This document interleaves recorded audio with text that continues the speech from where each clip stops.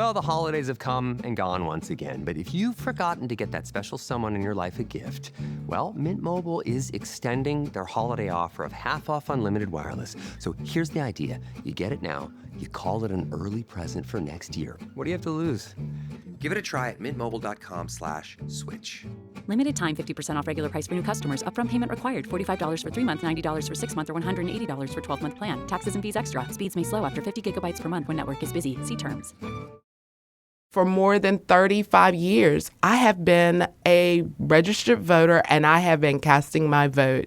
To this day, months later, I still don't know why my vote was being challenged. From The Atlantic, this is Autocracy in America. I'm Anne Applebaum. This season, we've been talking about the Trump administration's unprecedented accumulation of power. But we're still missing one piece of the story: the elections themselves. We've heard people talk about how they fear soldiers on the streets could intimidate voters, or how crypto barons could try to manipulate campaigns. But the Trump White House is also very interested in elections: how voters are registered, how they vote, how those votes are counted. Across the country, state governors and legislators, sometimes inspired by Trump's false claims about the 2020 elections, are enacting new voter ID rules. They're changing registration requirements and crafting lists of voters to purge from the rolls. Dawn Baldwin Gibson is a pastor in New Bern, North Carolina.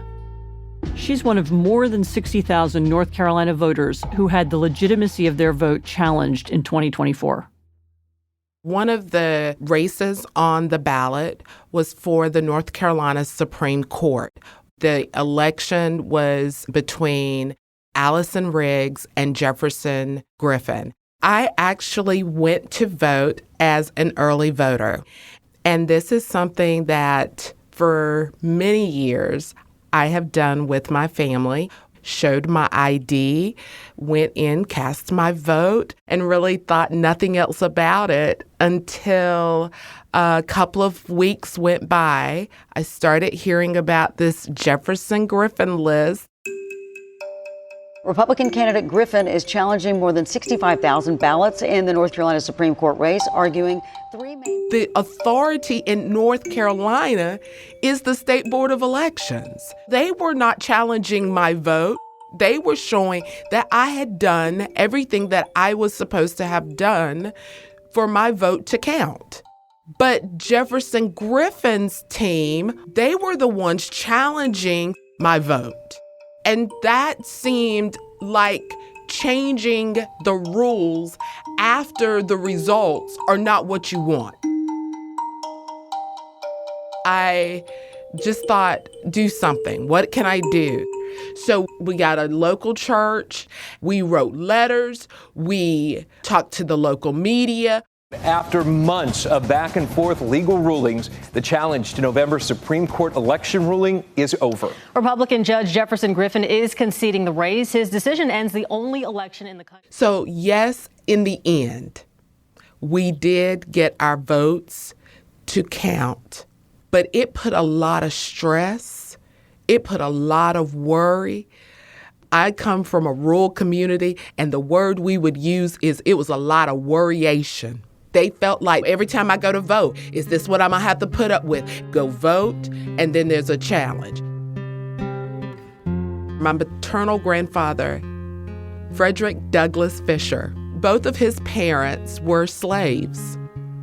He believed in being a part of the American democracy process, and that process was voting. And that we, as his children and grandchildren, had a responsibility to show up and vote. And so there was a great pride in that. And to know that we are now in a time where we are seeing our votes being challenged, it is our responsibility. The breaking down of democracy is not going to happen on our watch. This is our time where history will look back and say, in 2025, there were people that stood and said, I will be seen, I will be heard, and my vote will count.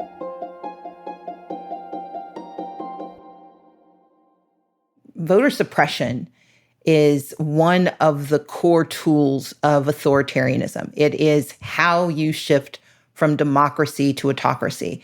And for millions of Americans, it's about to become the norm.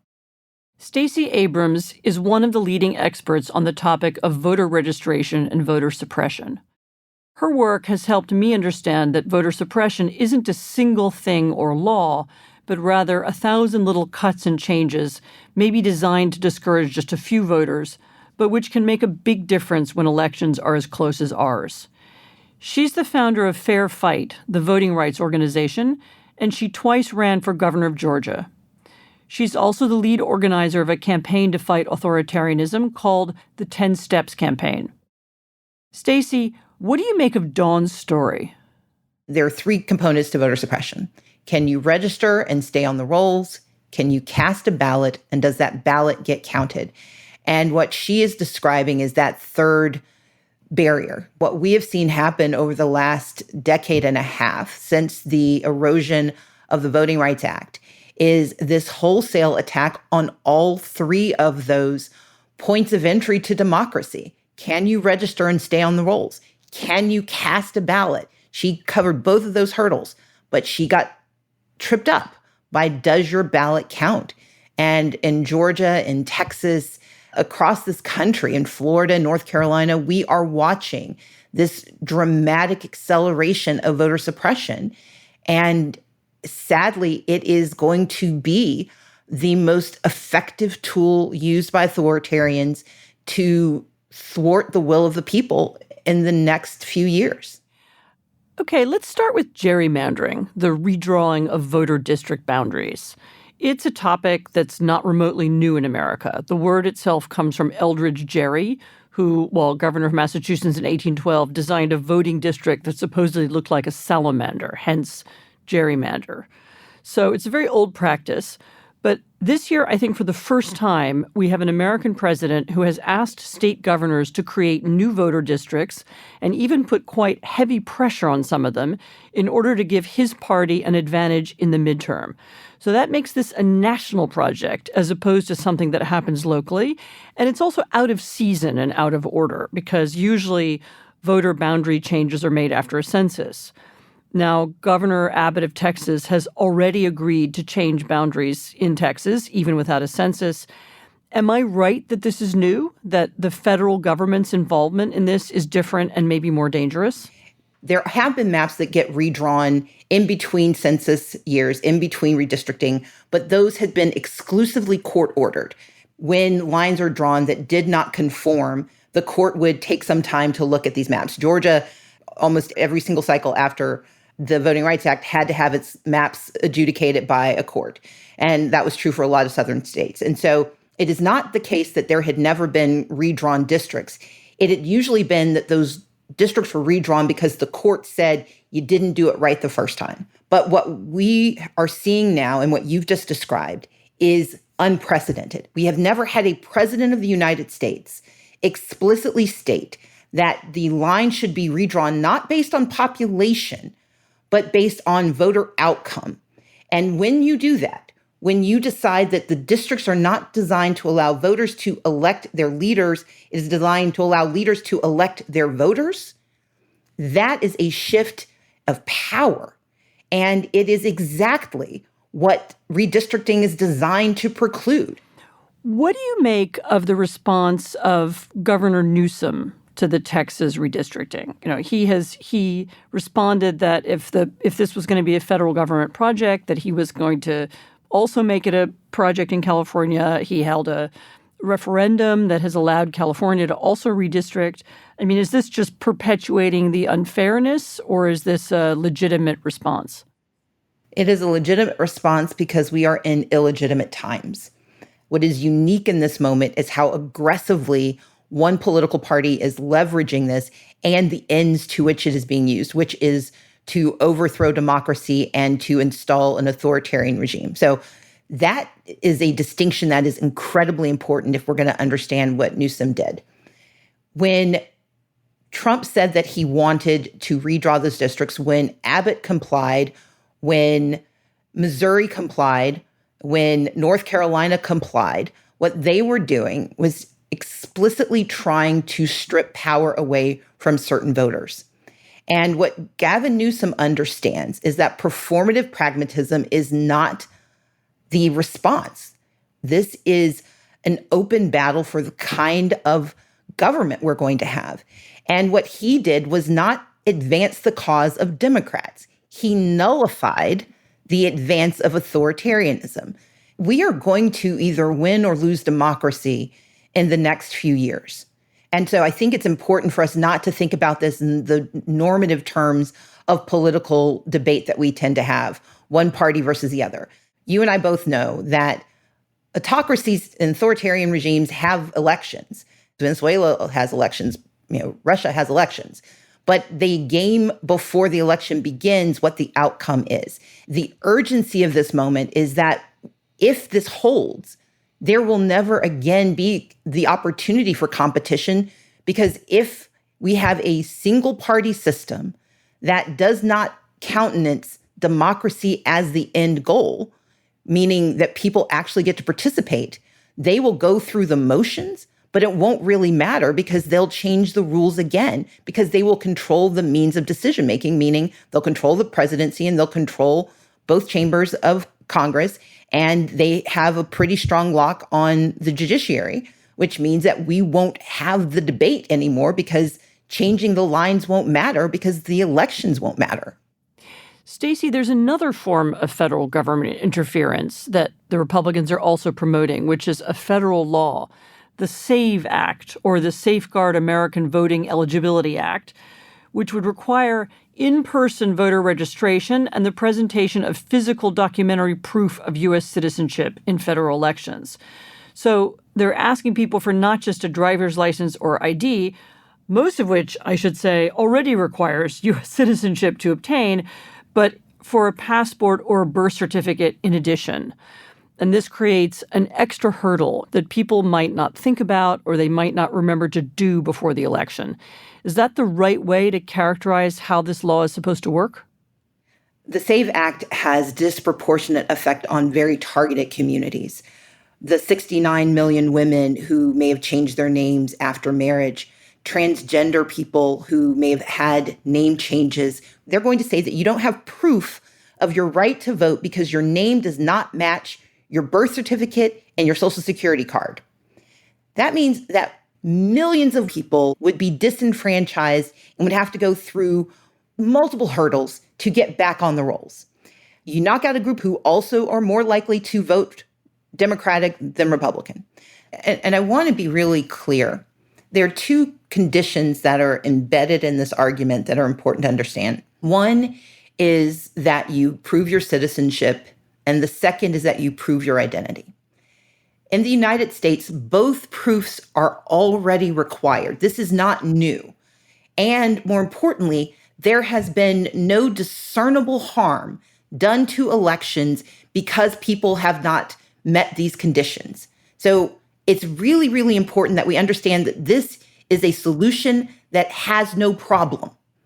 Republicans and Democrats both acknowledge. In fact, there was a report that came out after the 2020 election. We don't have voter fraud in this country. It's hard enough getting people to vote. People don't really engage in trying to vote more than once. And people who do not have the right to vote, it is an extraordinary rarity that they will try. Right. So there was no problem of non-citizens voting. There's no problem with non-citizen voting. There's no problem of non-ID voting. You have always had to prove who you are to cast a ballot. The issue was not, did you have to prove it? It was, how did you prove it? Does this requirement affect other groups? What about Black voters? Well, if you were born in the United States during Jim Crow and you were Black, you were legally not permitted to be born in a hospital, which meant that the birth certificate that you got was filed with the county, but it was not the original birth certificate from the hospital. So Black people, thousands and thousands of Black people, do not have an original birth certificate. 146 million Americans do not have a passport. Working class and low-income Americans tend not to have that paperwork. And if they do, it's not easily accessible. And so that is why in the US, we've created systems to allow you to prove your citizenship in other ways. And by changing those rules, you are lining up communities that will not be able to participate in elections. Would the lack of participation not also hurt Republicans? Again, there are a lot of Republicans who presumably don't have passports and don't have birth certificates. It does. And that's one of the reasons I think this should be a bipartisan fight. Because when you try to break democracy by targeting one community, the problem is you break it for everyone. And so they are willing to risk it because they think it will help them more than it will hurt them. And the reason it matters is that when you tell the average person you're not allowed to vote, they're going to get mad, but it's unlikely that they're going to go to court to force the issue.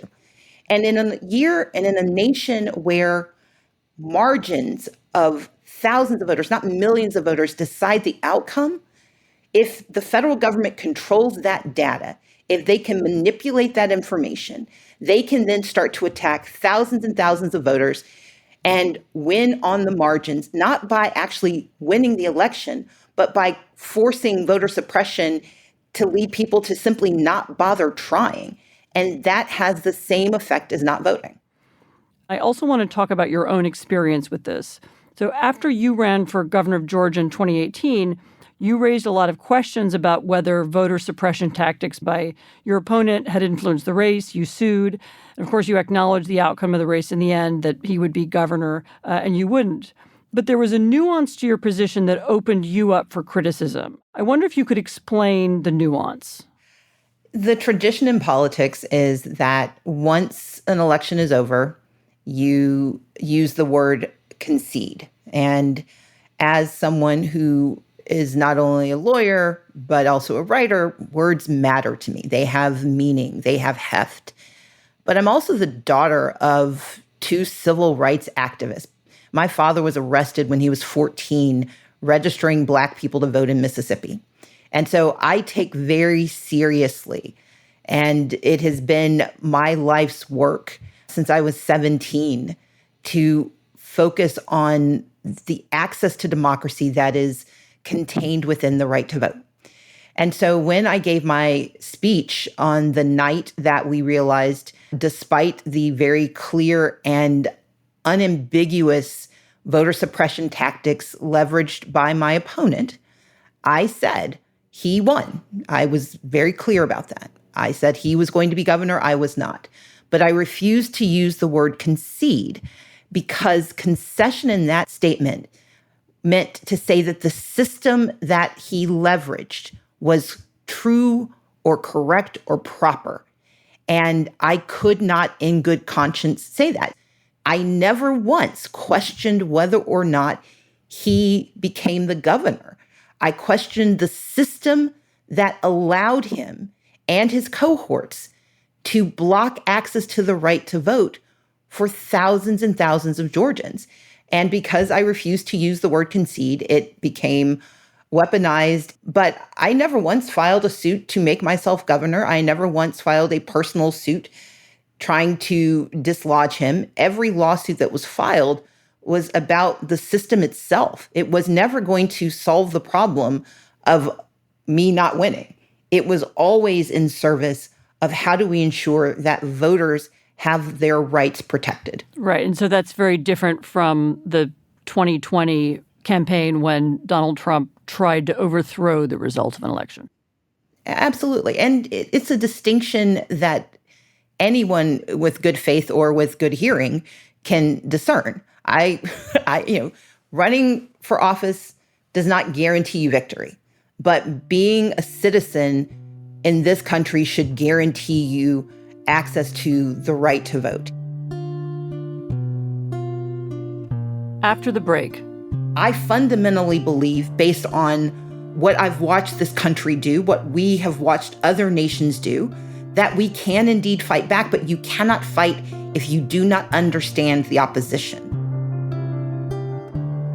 We'll be right back.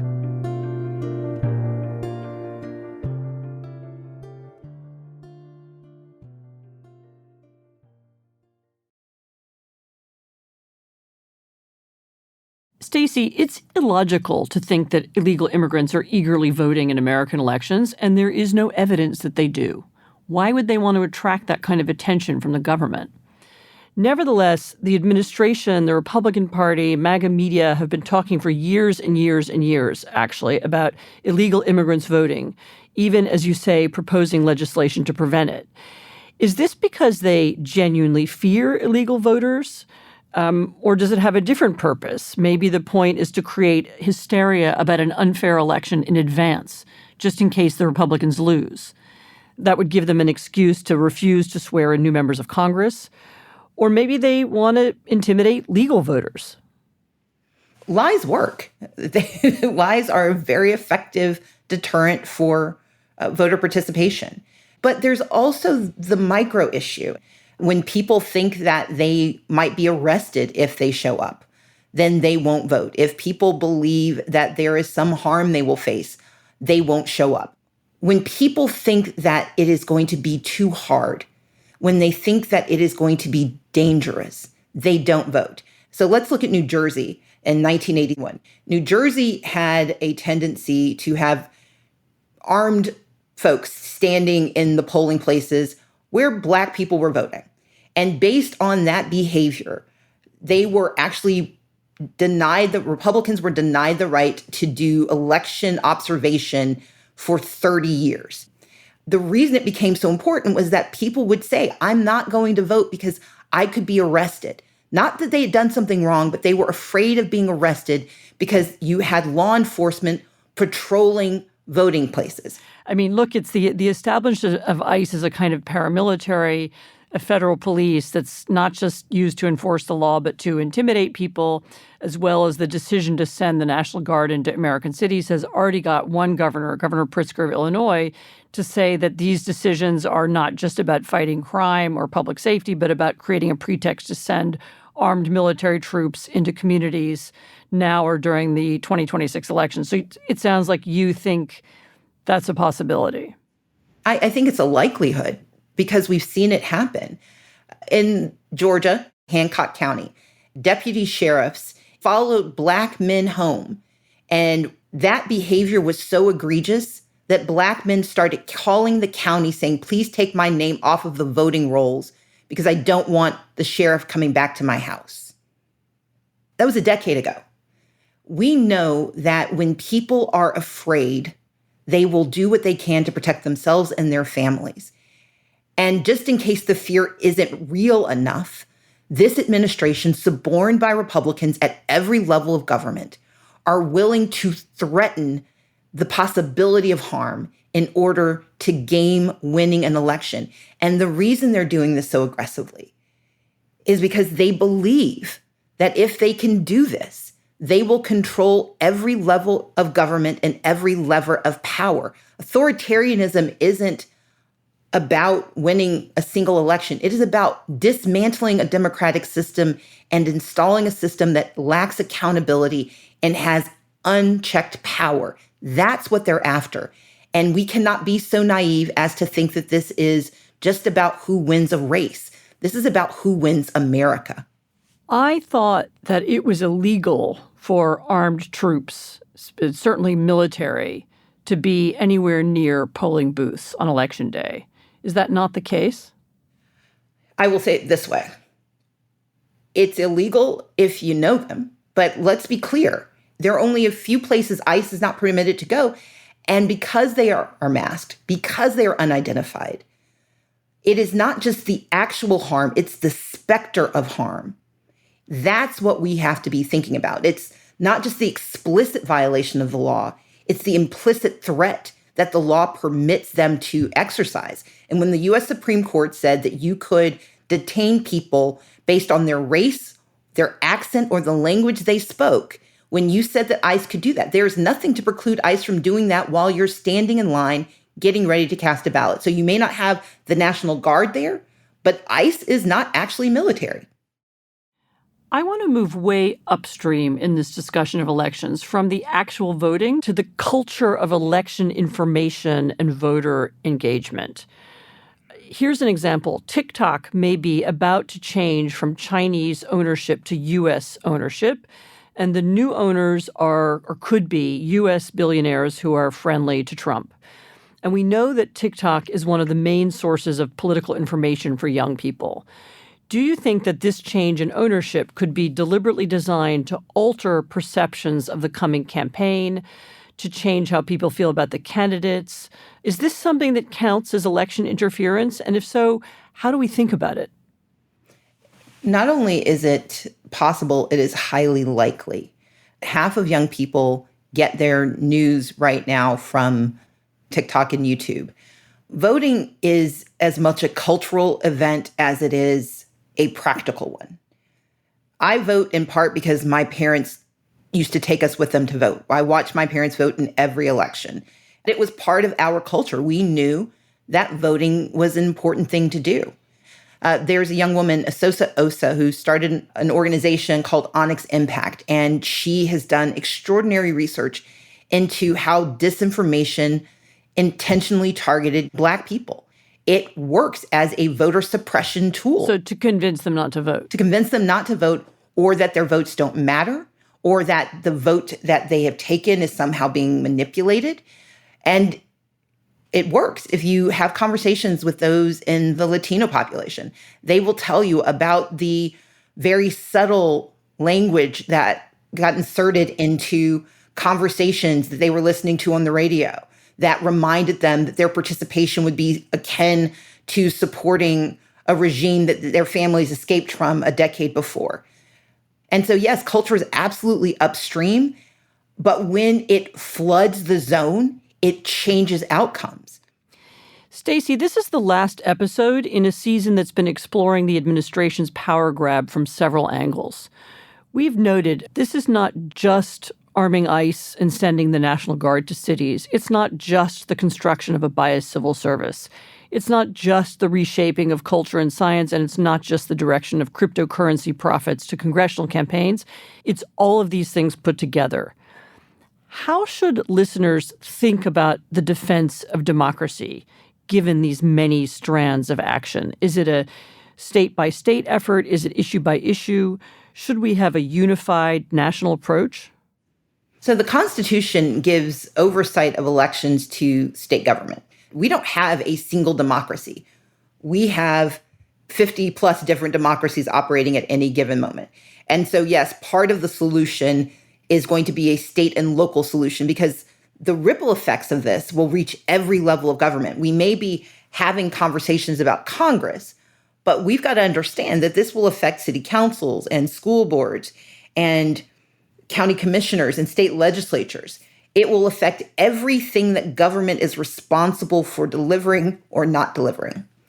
And so we have to have a localized response. That means more people have to volunteer to be poll watchers.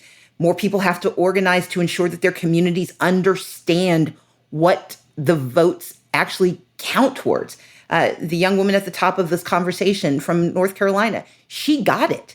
That it wasn't just about whether or not a Supreme Court justice in North Carolina got seated. It was whether or not kids in that school were going to get lunch, because the elections that are happening decide how do we respond to SNAP benefits being cut? How do we respond to the ACA subsidies being diminished? How do we respond to disabled veterans being fired from their jobs because of the anti-DEI executive orders? Those are all of a piece.